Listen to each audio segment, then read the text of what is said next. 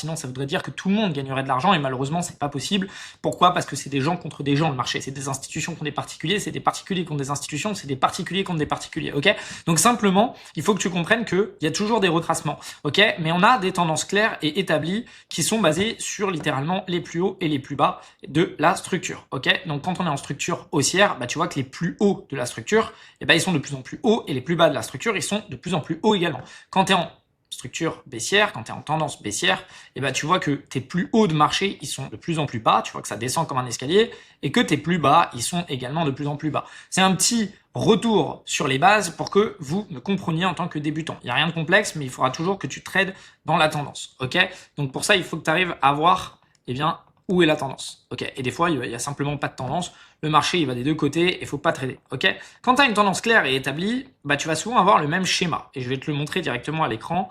Tu vas avoir un schéma qui est celui-ci. Tu vas avoir des phases de continuation, d'accord? Continuation de tendance et des phases, tout simplement, où le marché, il va consolider. Donc, parfois, ça va faire ça, ça, mais ça va consolider. Ça va pas continuer de suivre la direction claire. Et puis après, on va repartir en continuation.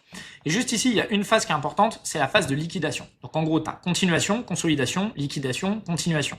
Je te le refais une fois simplement. Continuation, consolidation, le marché va consolider, il va y avoir des petits retracements.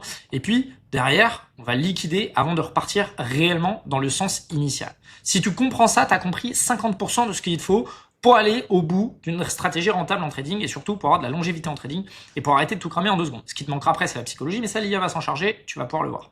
Donc ici, bah, simplement, tu dois identifier ces phases et attendre la liquidation. Pourquoi? Parce que l'extrême majorité des gens, ce qu'ils font, c'est qu'ils prennent des trades au moment où il y a le retracement. Ok? Donc, ce qu'ils vont faire, c'est simplement que le marché, eh ben, il va être là. Eux, ils vont se dire, ok, trop cool. Moi, je vais mettre mon trade ici. Je sais qu'on est en tendance haussière. Je vais aller mettre mon TP ici.